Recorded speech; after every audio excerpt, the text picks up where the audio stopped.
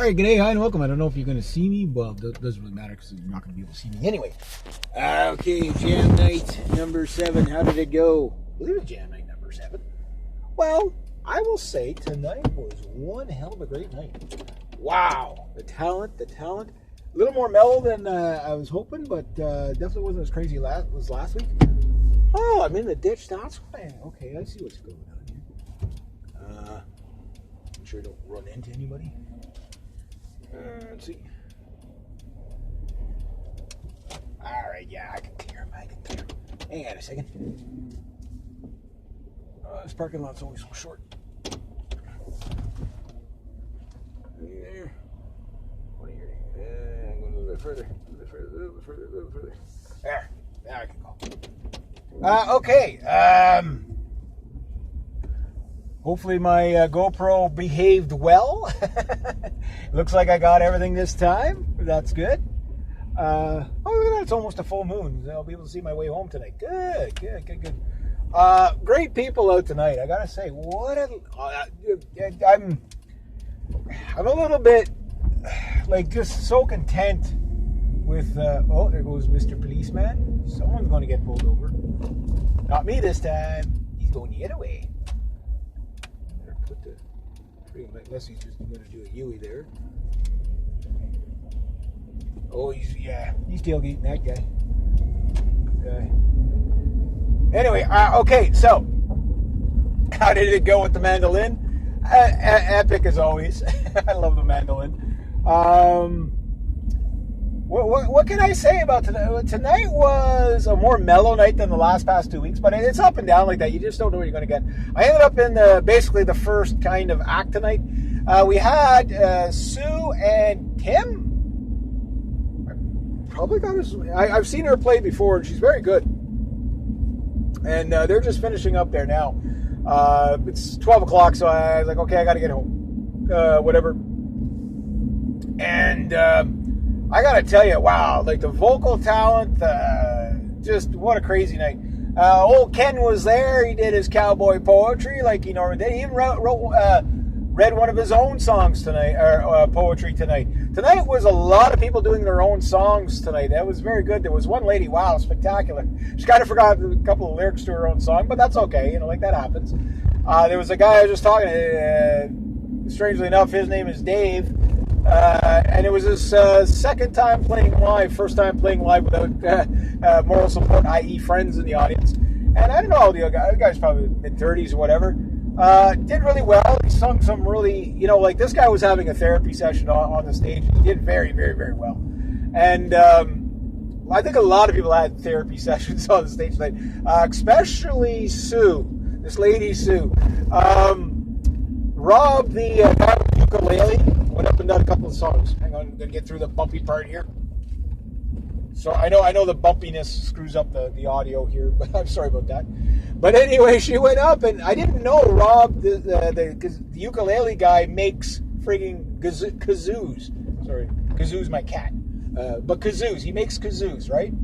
And she was up there just like hopping around, dancing and playing these kazoos to... She found her new calling in life. We'll just say that. It was hilarious. It was great. Love seeing people enjoy themselves like that. It was just so funny. Hang on. Going through the minefield. I've never seen a small town with so many manhole covers. And with this tax base, why are the roads like that? But anyway, yeah, she was having a field day. Great singer. She's a great singer. More of a country singer, that type of thing. So Ken goes up, he reads his cowboy poetry and his own original tune, very epic, or his own original poetry, very epic. The man's 82, 83, 84 years old. And right after that, it's me. Yes, I broke the microphone stand today. Poor Claire bought a new microphone stand, and the thing just wouldn't stay together. I moved it, and I foobarred it, so we had to use it, whatever. So I went up, and I did Cowboys Rebel. Yeah, I did that. And then I did a bit of a Blues Brothers kind of thing, introducing the second song. I said, you got a nice epic ballad that could play under door number 1, or you can let out the party animals on door number 2. Let's hear it for the ballad. That's nice. Let's go to door number 2. So it's got like half between Elroy and Andrew Dice Clay. I didn't get crude with it, but yeah, I told the guitars to screw themselves tonight, because when I did the Summer of '69 song at the end, I repeated the first line. I played got my first real six string over at the 5 and dine, played till my fingers bled. And I'm like, that really hurt. I don't like you, guitar. Screw you. Mandolins rule. So I'm hoping that's going to come out really funny on the epically funny on the video. It should be funny. I thought it would be funny. Maybe it wasn't. I don't know, but I threw it in there anyway. And yeah, everybody's like, "Wow, man, you really fly on that freaking mandolin." And I'm like, that's the thing about a mandolin. It's such a hyper instrument that you really do fly around on it. And I slowed down a lot tonight. I was telling this guy, I'm like, yeah, I said, I gave him a couple of pointers, to get in there, but he played really well. He did a song, a Filipino song, half in English and a little bit in Filipino. Very interesting guy. He sang a song. I don't think any of them were his, but there's another guy that he played 3 original songs, and they were really good. Like, they were folk songs, but they were really good. He had more of a parlor style guitar. It just suited him really well. He had kind of like a bit of a Leonard Cohen meets Bob Dylan kind of voice, but very powerful, very strong, better than Bob Dylan. And the thing is that all his songs were all original. I was like, wow. And then this other lady gets up, and she belted out, I think, one original, one cover, and then a second original. It was just like these life lesson songs, and I was just like, I love that stuff. To me, it's just like, it's so good. It's so good. You never want to leave, but, the night was winding down, and I was like, okay, well, gotta go home. But I Don't Stop Believing. I don't think I got the sing-along. I was a little too, being the first act of the night. Mind you, it was around 10 o'clock when I got on the stage, but the whole thing is that, I'm usually more hyper, so I tend to like to go a little bit later. But it worked out. It worked out well. It was a little bit sparse in there. I don't think there was more than 30 some odd people in there tonight. I got a lot of thumbs up and a lot of thank yous tonight. There was a couple of little old ladies. They were like, wow, they were asking me all about the mandolin, and they were enjoying it, and they're like, wow, how long you play that thing? That's awesome, blah, blah, blah. And what made you choose that? It's, everybody wanted to know everything about the mandolin, right? Oh, geez, dude. I-beams. Yeah, oh my God, I guess the speed limit's not good enough. At this hour of the night, you should be doing the speed limit. Just saying. Not judging, I'm just saying. Some people's kids, I swear to God. But anyway, yeah, it's like everybody just really seems to enjoy the mandolin. Now, next week, I bring out the Lionhead violin, and hopefully tonight wasn't bad. It was humid today. It was like really crazy humid the past 2 days. Today being the least humid of the 3. And I didn't know how hot it was going to be in there tonight. Mandolin, perfectly in tune. That thing's a workhorse. Best $200 I ever spent, I think. It pitches really well into a mic. I'd love to get a pickup for that thing, because then you'd really blast people with it and whatever. But I had fun with Cowboys from Hell. I really did. My metalhead buddy wasn't in there tonight, but still, everybody likes it, right? Summer '69, I thought I was going to get a sing-along. Phil said, hey, I was outside. It sounded really great, Reg, thanks. And I'm like, oh, no, thank you, you know what I mean? And the other guy, when I did Don't Stop Believing, he goes, thanks. He said, thanks a lot. That was epic, you know what I mean? And, yeah, it's like, it's nice when people like that, you know what I mean? And like I was saying to that Dave guy tonight, I said, for me, he goes, man, he says, you really get into that, you know? He says, you can tell you're really into it, you know? Whatever. They got a motorcycle behind me. Or a car with one headlight, one or the other. I'm like, yeah, you know, I said, what I really get into is watching the people when I can. Tonight, it was difficult to watch the audience. It really was. Because when you're playing with a mic on the mandolin, and there's something about those mic stands, they're always just a little too tall. It's not as comfortable as it is at home for some reason. I don't know if that's one vehicle or a motorcycle behind me. I can't tell. One light anyway. I think it's a motorcycle. safe, brother. Rubber side down, especially on these curves. But anyway, the point is that I played, and it was like really, I don't think I missed anything. There was maybe one note that I just couldn't seem to, I got a little divided between the microphones. I had one at my face, pretty much in my eyeball, and then I got one near the sound hole, and the one near the sound hole. That motorcycle, that a vehicle? Oh, that's a vehicle with a busted headlight. That's why it's, yeah. That's what's going on there. But anyway, wow, is that moon ever bright today? That's nice. Why is everybody driving so damn fast? You know there's deer on this road? You know there's a freaking cliff there? Ah, jeez. Not sure, but I think oh yeah, it's still going. Sorry, it fell over.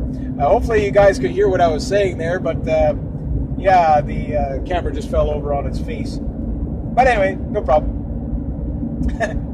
So hopefully half the video is not like, you know, the mic's all muffled. But anyway, as I was saying, tonight was a great night. It really, really felt good to play Don't Stop Believin'. I'm very interested to see how it came out. I wish it would have been a little bit later in the night. I think I would have probably heard a lot more hooting and hollering. I think I don't think I missed any notes. I think there was a little bit of slop. I think it was just, I could have played a little bit better, but I don't think I missed anything. It's just my changes could have been a little smoother in a few spots. You know, like I was trying to watch the audience and watch the mandolin at the same time. And what it came down to was, dude, do your job, pay attention to the mandolin. And really trying to concentrate, because like I say, it's like my chin is up in the air a bit on one microphone, and I don't like playing like that. I like to be able to, it seems like the mic's always too high for me on that stage, so that I can't look at the fingerboard, and I really like to have that fingerboard in one eyeball, you know what I mean? So that you always have that, especially when you start shredding and stuff like that, because sometimes you'll jump a note or something when you don't, right? So comfort is very, very important when you're playing on stage. But I was very comfortable with it tonight. I readjusted my strap. I think whoever owned that mandolin before me was a little more rounder than I was. So a mandolin, to play it well, you can play it well standing, but if you really want to shred on the thing, you're always best to sit and to really be able to dig into it. But to try to sit in one spot so that you can play it, shred on it, and keep the sound hole at the pick or at the microphone while singing into the other microphone. It's a little bit of a split. You have to be conscientious about it, but you got to watch you don't get distracted by it, or you'll lose your place, right? So I didn't miss a word. I didn't. I was going to drag it out. Don't Stop Believin' a little bit further, but I didn't quite have the sing along, so I just kind of worked it. And I think the next time I do it, if I have the right crowd there. Because everybody enjoyed it. They just loved it. There was, like I say, people giving me thumbs up. And again, man, like I can't hear past the monitors anywhere or over my screaming and yelling. So maybe there was people singing along. I don't know. But it's like I say, like I was too busy to be able to watch the audience, but I really wanted to see the reaction. But having people thank me, that was, I think that's a first for me. One guy's like, that was epic. He says, thank you. He says, that was really great. He says, means a lot to me. Thanks. You know, like the Don't Stop Believin' song. I was like, that's great. You know, like that's what it's about. You know what I mean? That's what it's about. And yeah, you know, I got to tell that guy there, Dave. I told him about that story with my Les Paul not picking it up for 3 years, and I told him never do that. You know, like I really wanted to encourage this guy to keep doing that, and I hope he does. And he told me about another jam night just up the road a bit. But it's Thursday night between 5 and 9. So I know where he's talking about. And the guy hosting it used to play with Gordon Lakefoot. Yeah, that is cool. That's a place to bring my mandolin, because you never, again, connections. Some of these musicians are fantastic. Now, I'm not sure, but I think Blues Fest is on now. So that could explain why there was less people tonight, but, you know, epically whatever, yeah, I'd love to play Blues Fest, whatever, but you can't do it doing covers. You have to be all original at that point. If I could doppelgag on some of the fame of some of these people's, they've already got a circuit worked out and they're just looking for a mandolin player. Yeah, there might be a job for me there. You know what I mean? That'd be nice. I'd love to be able to give up my day job. I'm not saying I'd give up YouTube. You'd get some epic performances. But I'd love to be that musician again that I used to be. Busy. I want to be busy. I want to be in front of people. I want to share it. You know what I mean? And it's not just about the money. I'd love to be able to make enough money, not just to keep it going, but to make a profit out of it, to advance it. You know what I mean? I think next week is going to be epic. Why? Because I will be doing a Teresa song once again. I'm going to be doing Rasputin on the violin, on my Lionhead violin, and Evoluti's King on the violin. Now, I can't nail that violin solo like Nicole Asberg, I think is whatever her name was, in the Evoluti King song, but I got something down pretty cool. So the song, obviously arranged for the violin's not going to sound the same, and I'm probably going to do some sort of spin-off of Pirates of the Caribbean. But one of the things I like to do is that when you play live, it's very important that you realize that you're a musician, sure, but that you are an entertainer first. And that when you're playing live, that you really need to keep in mind that there are people watching you that want to be entertained. Give them something. Interact with them. It's a little hard with some of the songs I do because they could be busy. I could have been a little more interactive during, like, how's everybody doing tonight? Halfway through, the last song, sure, or the middle song, Summer of '69. But the thing is that that song is always, it doesn't matter how many times you play it, everybody knows that they like it. It's popular. Wow, the stars and the moon are out tonight. That's epic. That's freaking epic, man. I can see Jupiter. Oh, cool. I better keep my eye on the road because I'm crash right now. My phone fell over again. I don't know what's going on with my phone. It's in faceplant. I think my phone's drunk. I didn't drink anything, but my phone might have. I mean, what does my phone do all night when I'm in the bar? It's like I take my phone, I leave it in I leave it in the vehicle while I'm in the bar. I come back, my phone keeps falling on its face. What's up with that phone? What's up with that? Could be just these Quebec roads are pretty bumpy. But I love tonight. I loved watching that lady Sue jumping around, dancing, playing the kazoo. That was just epic. I should have filmed it. I really should have. But you see, I'm doing something a little bit different. Rob himself with the ukulele is a fantastic musician. He normally plays the same songs over and over again. I never usually play the same song twice, with the exception of a few times. But sometimes, when you're playing the same song on a different instrument, does that count? Does it not count? I don't know. You tell me. All I know is when I do Evoluti's King, that one I really want to see how the audience is going to respond to that. I think it's going to be epically eerie to them. I think it's going to be terrifying. You know what I mean? I know the Rasputin song. I hope it's just complete nutcases out there next week. It might not be. But I want the la la la la la la la la. I love the Teresa song. I know it's originally a Boney M song, but I really love the way Teresa does it. And I love yelling at the audience. I love getting the audience into it. I love it when people, usually what happens is always the week after. Well, last week was great, man, what you did. Like some of the, wow, man, your fingers just fly on that thing, like when you start shredding, on the mandolin. It's a different pitch. It's a different sound. Like I was explaining to the lady tonight, older lady.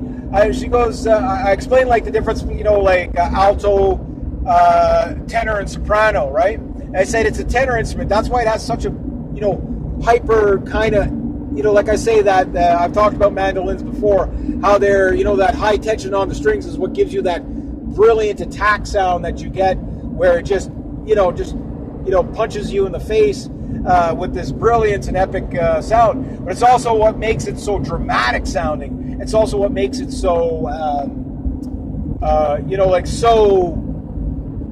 energetic. But it's also what makes the mandolin tricky to play. If some mandolins can be kind of hard to play because of that. This mandolin, guys, it's epic. It will take one. If I had, money was no object, I would still have this mandolin. That's how much I like this machine. I'm like,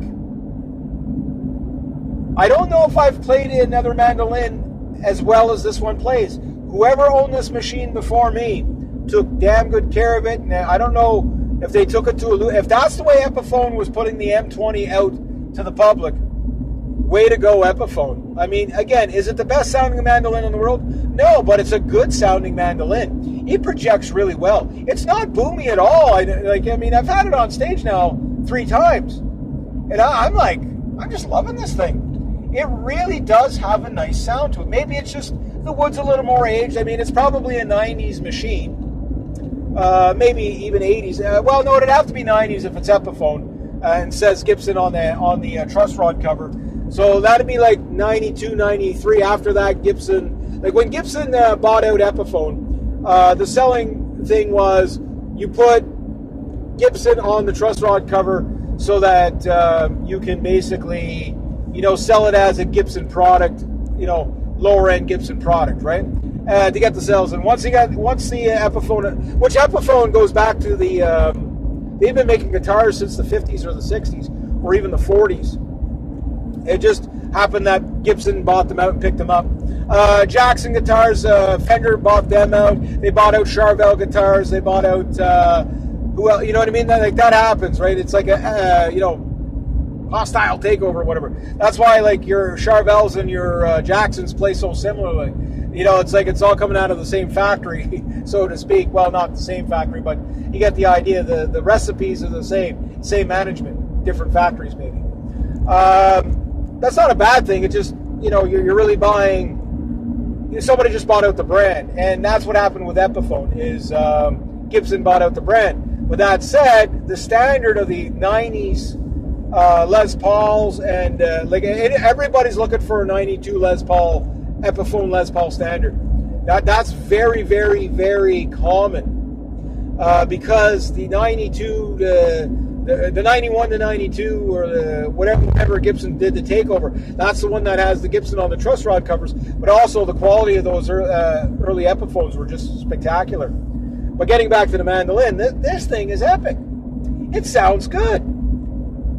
When I get the money to put a pickup in this thing, it's going to blow people's mind. And I like it too because then I won't be trying to juggle between 2 microphones, right? That's a good mandolin. It's a great mandolin. I haven't named it yet. I'm going to have to name it something. I could call it the Epic Epiphone mandolin. The epic, I don't know. Epi, yeah, Epi. Peppy Epi, I don't know. I'll have to think on it, What am I going to call my mandolin? I'm going to have to name it something. It's family now, you know what I mean? The thing about it is that it offers something different from the guitar. Like that guy Dave was saying to me, he goes, his friend was telling him, if you're going to learn an instrument, because he said he only started playing guitar a little while ago, and he plays well. He's doing the finger style thing too, and I told him keep practicing that because that's the hard one. The pick is easy. You know what I mean? And he's like, he goes, yeah. He says, my friend told me pick up the mandolin. He says nobody has a mandolin. Everybody has guitars. And again, everybody always wants to know that mandolin. What is that thing? What does it do? That's the thing. What a wonderful little instrument. I like it better than the mandola. I like it better than the bouzouki. Is the mandola and the bouzouki the same instrument? You argue amongst yourselves. Some say yes, some say no. I think there is a little bit of a difference between them. There's a tenor, tenor mandolin. They're not quite a mandolin. There's these little spin-off mandolins too. But just the regular mandolin is enough for me. It has enough low end to it that you can get away with it. But the thing is, with the mandolin, this is going to sound funny. Even though it has more in common with a guitar than just about any other instrument, or a violin really, but it plays like a guitar, right? It's like playing an upside down guitar. It's really simple. The strings are just, upside down to a guitar. So you got G, D, A, E instead of E, A, D, G, right, at the top strings. So it's just in reverse. And that gives you a lot of advantages. Number one, you can always get a running solo off the E string. And the G string always has a nice low end to it. But play it like you were not playing a guitar, other than the chord factors of it, but think like you were playing a piano. Yes, it sounds strange, but when you think in terms of what kind of notes would you get out of a piano to get the epic sounds you want, then the mandolin shines. It just turns into a completely different mind frame in it. So instead of playing the low F chord, you play the higher F chord. Instead of playing the low C or the low G, you play the high G. And it goes into a piano mode. You'll hear it. It sounds just like a piano. That's why it worked out so well for Don't Stop Believin'. I mean, if you strum it like the way the piano plays, even Claire was like, "Great job, Reg." She loved it. It sounds a bit like not a bit. It sounds a lot like a piano. Why? Because a piano has these little hammers. You got the proper your key. You press the key, and there's like a little felt bob that smacks the string. Right? It's like a little xylophone hammer almost. Only it's built in the piano, and it gives you a high pitch, pure tone. Right?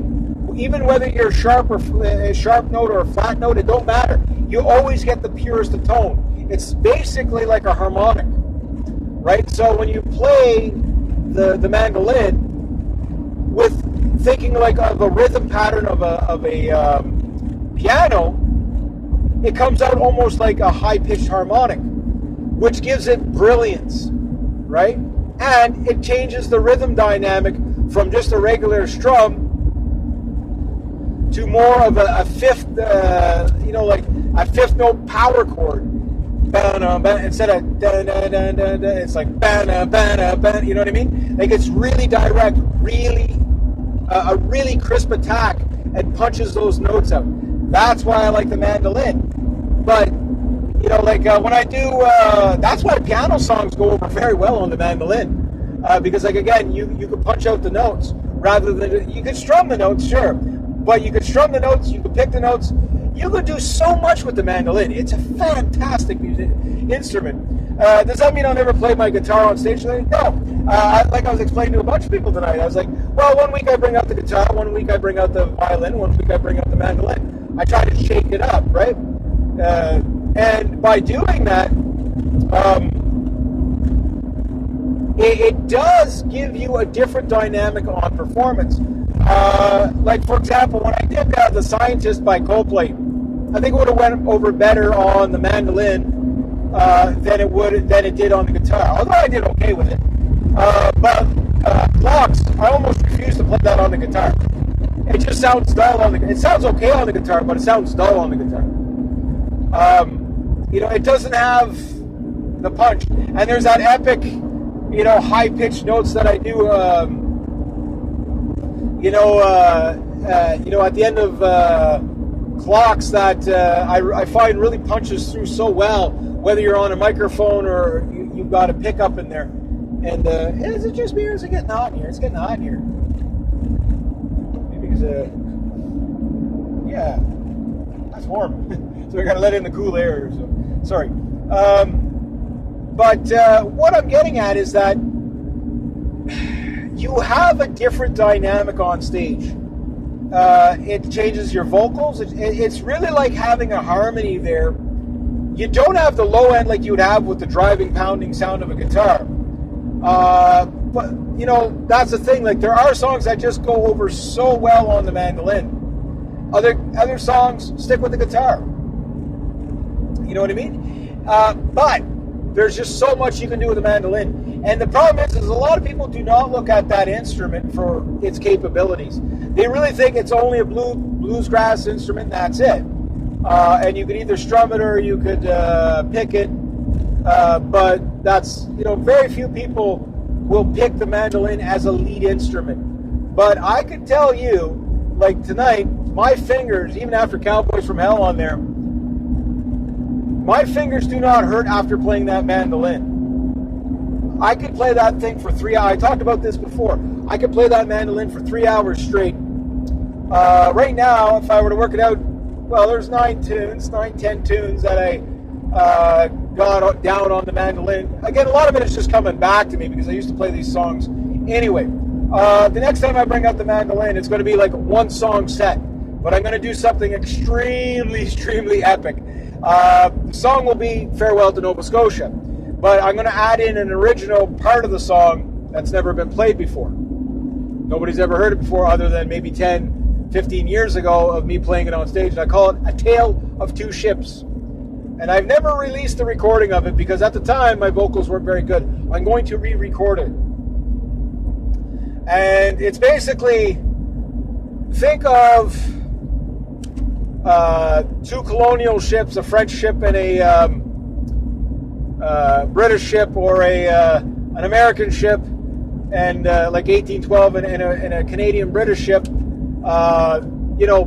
duking it out, cannon fire off the coast of Nova Scotia, right? Basically on what the song is about, right?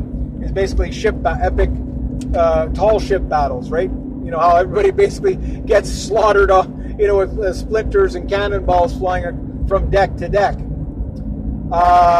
I do a very epic lead up to that, but the whole song really gets people crazy. It gets people epically crazy to the point where they're smashing the tables. You know what I mean? But it's a song that goes off better later in the evening because when I go from Tale of Two Ships into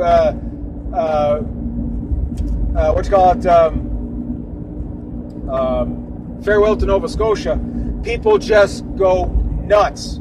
I've never not had people go nuts on that tune. There is no such thing as a quiet audience when I do that because the story's so good. You get to hear cannon fire in it. When I do the part with the cannon fire, it's just basically in the microphone and then, and then whatever. When people hear that, they're just like, it's like it puts them there. It just gives them this crazy eerie. They're in an epic ship battle. And then it just goes into this crazy build-up and then into the song. And it takes about 12 to 15 minutes to pull it off. In other words, it would take me a whole set to do it. But it's epic. The only other really long, epic song that I do on the mandolin is Wreck of the Edmunds Fitzgerald, which comes off awesome on the mandolin. Everything else is kind of short, so to speak. But the nice thing about the mandolin is, like I say, you can take the song in so many directions. You can lengthen it out. You can shorten it up. Most songs I do on a jam night are about a 3-minute tune, right? So if you were to play 3 sets at 3 minutes a tune, you're talking a hell of a lot of songs in an hour. You know what I mean? You're talking 30 songs in an hour. You're talking 90 songs that you got to learn. You're not going to do 90 songs in one night. That's madness. It could be fun, but it'd be madness. You know what I mean? You'd forget half the lyrics. Now, the nice thing is the songs I played tonight, like Summer 69, I've probably played that a million times live. So it was good. But that's the first time I've ever played Don't Stop Believin' live. And, yeah, I felt good about it. I hope I got it good. Like, I know it's going to be okay, but I hope it was epically good. You know what I mean? Because I know a lot of mandolin players are going to be watching that on YouTube because they're going to want to know how it's played. There's one guy, he does a whole list of popular songs. My hunch is that he's a washed-up metalhead rocker like myself, and he just does a whole bunch of songs, and he shows you the chord patterns on YouTube. And, hats off to him for sharing that because, it helps a lot of people to get a quick tune down, right? But when you see somebody perform it, and they've practiced it, and did retake after retake, and they do an epic version of it on the, on YouTube, they've edited the sound, they did all these things. It's good, it's great, you love it. But when you see somebody pull it off live, you'll watch it a million times because you want to be there. You want to either you want to be the person playing the song, or you wanted to hear it there. And I can tell you, no matter how good or whatever, that it could be picked up on the my GoPro Hero 7, which doesn't do too bad. It'll never be as good as what I can hear, on the stage. It's just so epically good up there. The lows, the highs, the mids, you just don't get that. You just can't capture it, you know what I mean? And that's what the audience gets. They get to feel it. They get to feel the volume. They get to feel the adrenaline of the mandolin picking up. You know what I mean? They get that. You don't get that. You don't get that unless you're there. But you can get an idea. And that's the goal, so you guys get an idea. But, all the great musicians I saw tonight, Phil went up. He's always fantastic. And, everybody always pats each other on the back. You know what I mean? Like, it's whether it's your first time up or your millionth time up, it's the atmosphere. People just enjoy themselves. Screw-ups or not, it doesn't matter. Like, some people screwed up tonight. I mean, some people are screwing up their own songs. That's okay. That's okay. And it's funny that happened tonight, and I'll tell you why. Because, like I mentioned in the last video, I don't know how many people watch these dragging on. I mean, it's the best way for me to keep awake on the ride home, right? It's an hour for me to kill or whatever. But I just love it. It's a great way to unwind and just tell you all about it, right? But I like these vocal coaches that are out there. And the one I like the most is Rebecca, the vocal athlete. She cracks me up. She's a lovely lady to watch react to different songs. She's very animated, stuff like that. And I love seeing that. I love seeing that emotion, that involvement, that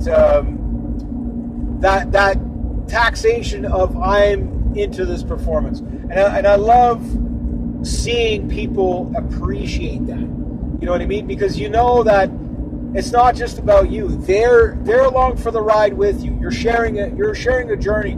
You're sharing therapy with these people. And that is an honor. That's great. But there was another lady, I can't remember what her channel name was.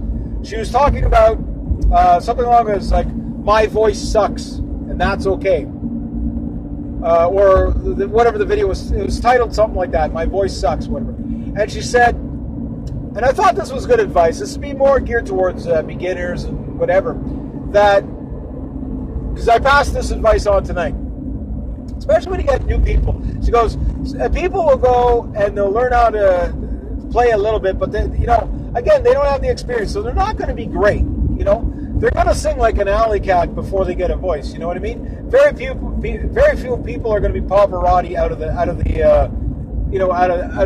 the gate, you know what I mean? You're not going to be singing like Sebastian Bach or whoever, think of somebody really epic voice, you know what I mean? Like, you're not going to be singing like that right from the get-go.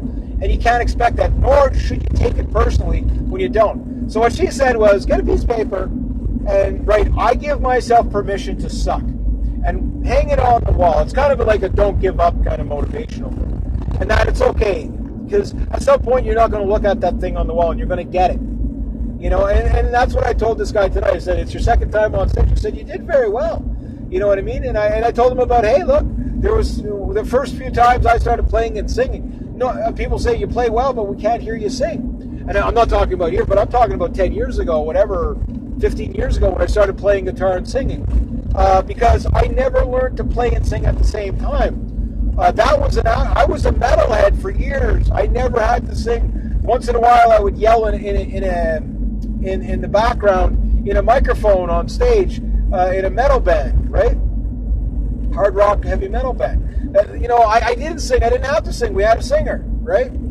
I did a couple of shows in the beginning where, here I am singing my heart out, but I don't have the vocal range. I don't have the power behind my voice. I'm not there yet. And people say, dude, we can't hear you. I'm like, what do you mean? I'm screaming my head off. You know what I mean? How can you not hear me? And now I know why, because I didn't know how to use my breath. I didn't know how to, like he was saying tonight, I ate. He says, I made one mistake tonight. He says, I ate before I went on stage. I said, well, now you know. Like me, I don't eat when I go on stage. I'm hungry now. You know what I mean? Because you got to keep your vocals clear for hours before that. I didn't know that in the beginning either. You know what I mean? It makes sense. You know, you got an empty stomach, you're gonna be able to push more wind. You know what I mean? You got a full stomach, you're gonna start burping. You're gonna flatten out your notes. You're just not gonna make any volume. But if nobody tells you that, how would you know? You know what I mean? Like, how would you know? So, epically speaking, once you get that, and I told him, I said, you know, I didn't take any lessons, but, you know, I had some people that could sing, and they explained it to me. So I went out and I bought 2 books. One was called Fast Track Singer 1, Fast Track Singer 2, which I've give to one of my friends, Amanda, she has a beautiful voice. She's a very shy girl. I don't know if she'll ever go out. She's very shy, you know, but I would love to see that woman wail. Because I remember as a teenage girl, I always called her Chorus Line because she was always singing from The Lion King, and she was always so good at it and so chipper and whatever. And she'd be singing The Lion King and just, you know, all the time, right? All the theme songs. And she had a beautiful voice. She still does.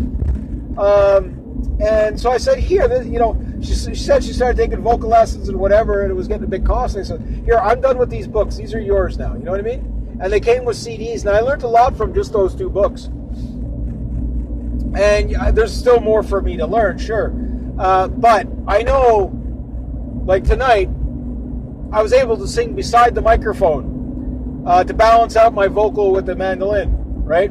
I know everybody at the back of the room heard me, you know, where 10 years ago, I'd be screaming in that microphone, you'd barely hear me, you know what I mean? So, yeah, you don't do that overnight. It takes time. It's work. Some people are naturals, some people are not. I do notice now that my vocals are getting, I'm not saying I have a great voice. What I'm saying is I can produce volume now. I can hold notes without them just wavering all over the place.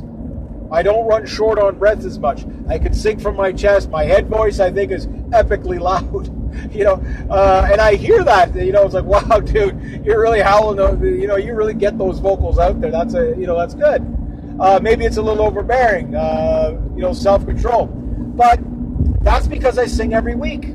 You know, whether I go on stage or not, I sing all the time. I sing at least an hour a day, a couple of times a week, sometimes 3 hours in one day if I have the time to swing it. I at least try to do an hour, half an hour to an hour every, you know, whenever I got the house to myself. I practice. That's what gets my vocals loud. That's what gets my mandolin playing sharp and smoother. Just in the 2 months that I've had the mandolin again, after getting rid of my other mandolin, I've improved greatly. You know, but I really only started picking up this mandolin and playing it the past couple of weeks because it just finally got around to it, right? Working on the guitar stuff.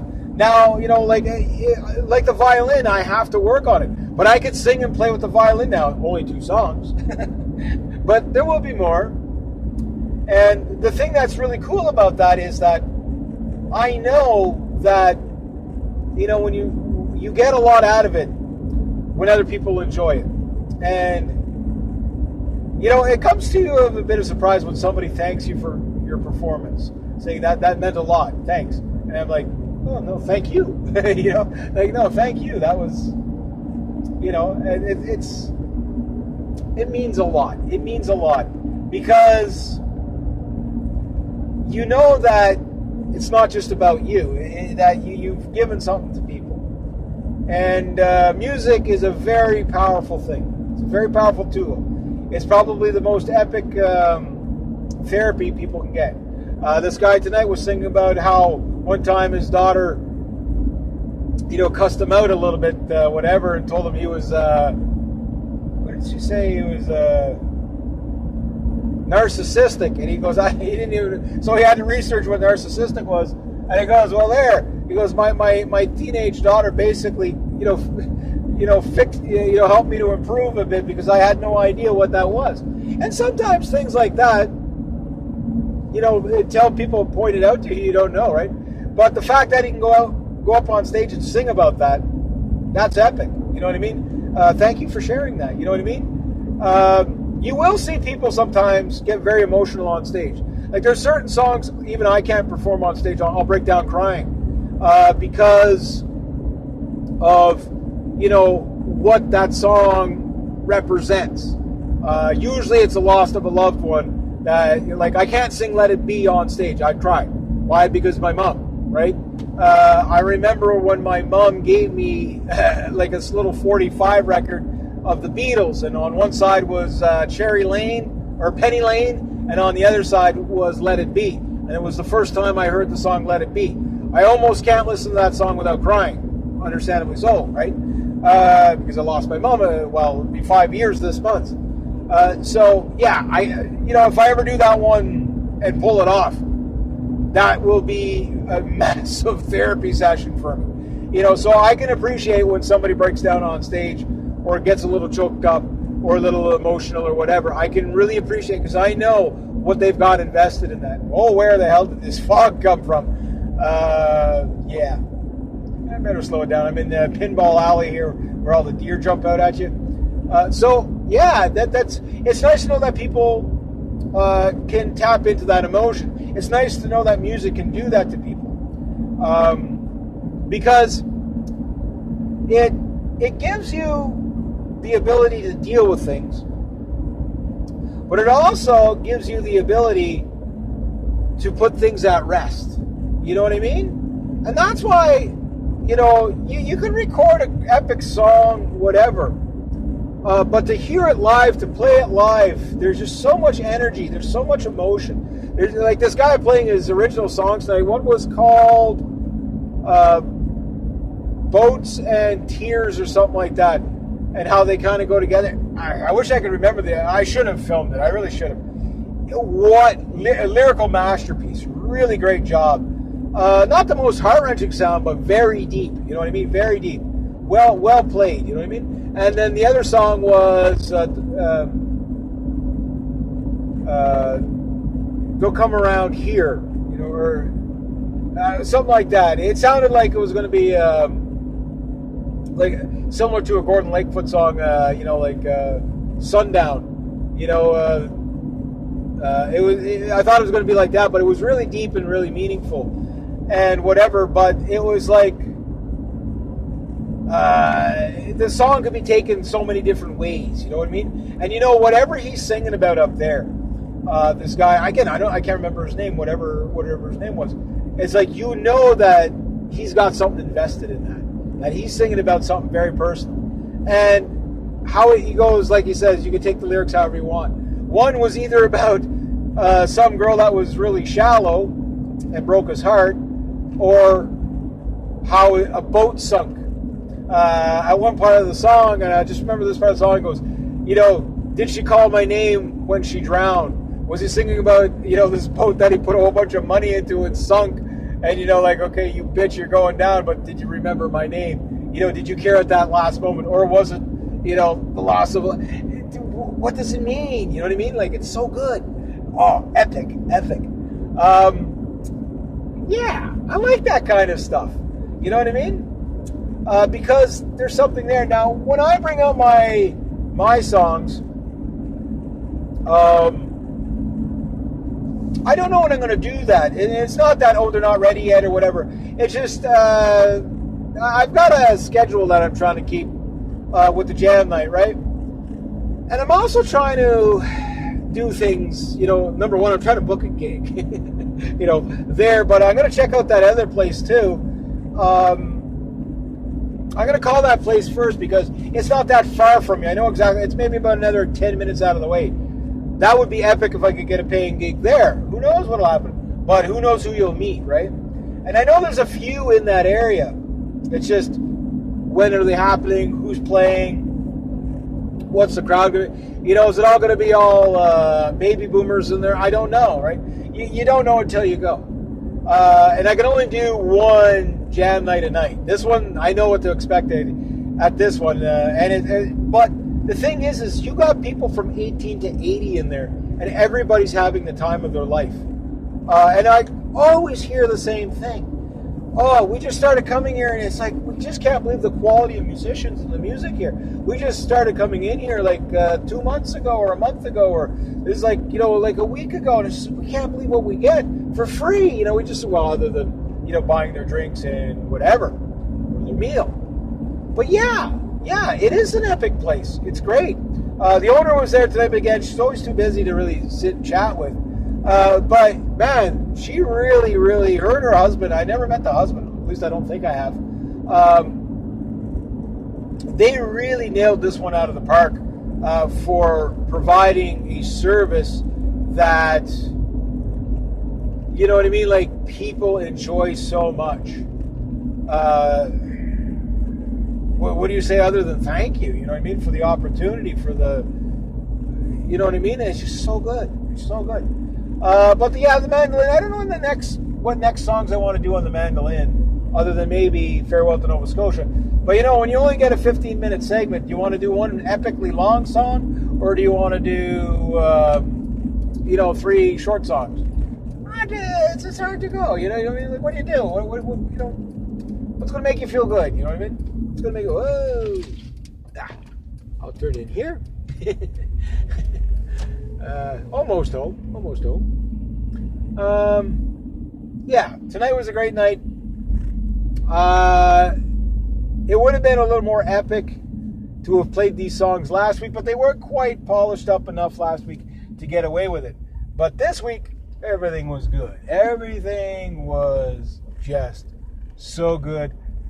Glad to get Cowboys from Hell on video. That was fun. That one's so fun. It's loud, it's crude and obnoxious and all those good things. Was glad to do even the Summer of 69. I was going to do Patience instead of Summer of 69, but no, I think I picked the right songs for sure. And I had fun on Summer of 69 anyway, especially cursing out the guitar. You made my fingers bleed. Damn you. Screw you, guitar. I don't like you anymore. Mandolins rule. Again, having fun with it. I mean, some people in the audience, they're like, what's this guy like? What issues is he working out on stage? Yelling at a guitar and shredding on the mandolin. You know what I mean?